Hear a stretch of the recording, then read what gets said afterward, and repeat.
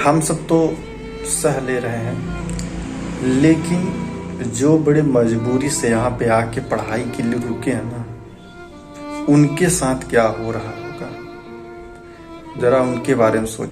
नमस्कार दोस्तों, आज धीरे धीरे हम लोग अप्रैल में आ गए हैं। अप्रैल का आज हो गया 5 तारीख। कहने का मतलब ये है ना कि हम इस समय जहाँ पे रह रहे हैं, जिस शहर में रह रहे हैं, उस शहर में लॉकडाउन जैसा माहौल है। माहौल ये है समझना कि विश्वविद्यालय और कोचिंग 2 चीज़ें बंद हो चुकी हैं और बाकी चीज़ें खुली हैं, कोई दिक्कत नहीं है।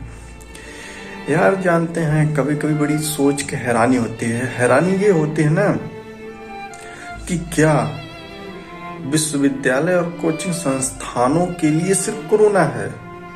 यार बंगाल में हमारे प्रधानमंत्री जी इतनी जमकर सभाएं कर रहे हैं, पता है वहां पे जो लोग आ रहे हैं ना, उन सब के लिए मतलब कि जबरदस्ती वहां पे कहा जा रहा है कि आप लोग वहां पे सम्मिलित हो जाइए।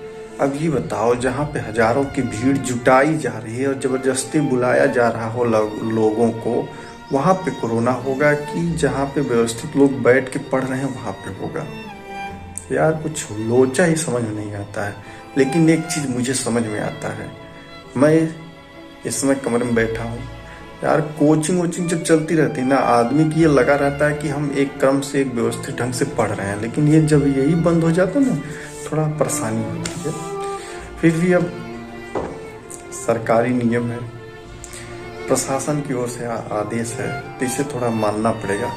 लेकिन यार आने वाली जो परीक्षाएं हैं और पढ़ाई की जो वाट लग रही है ना, बहुत टेंशन होता है।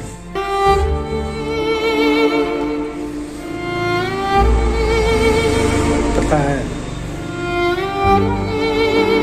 हम सब तो सह ले रहे हैं, लेकिन जो बड़े मजबूरी से यहाँ पे आके पढ़ाई के लिए रुके हैं ना, उनके साथ क्या हो रहा होगा, जरा उनके बारे में सोचो। जो सिर्फ किसी तरह से आकर के एक बार मौका पाए हैं कि एक बार जाके पढ़ लो, हो गया तो हो गया, नहीं चले आओ घर।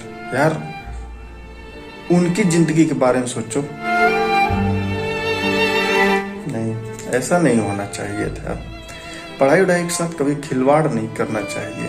और फिर यार जो व्यक्ति इतनी दूर आके पढ़ाई कर रहा है, पढ़ लिख रहा है, वो तो गधा नहीं हो सकता।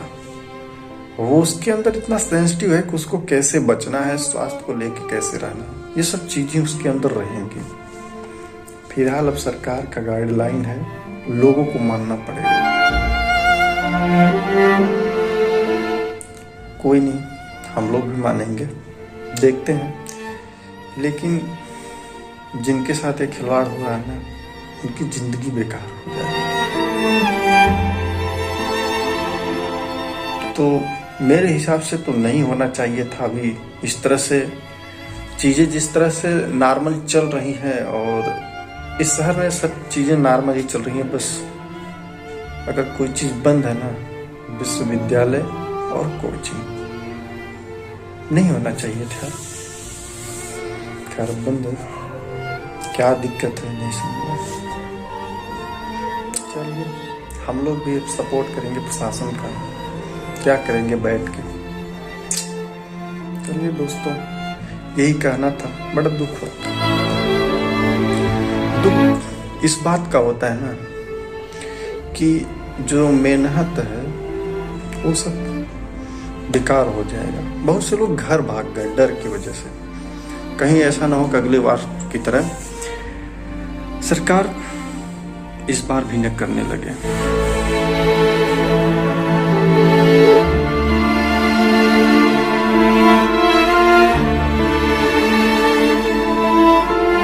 चलिए दोस्तों, फिर मिलेंगे हम सब किसी नए वीडियो में।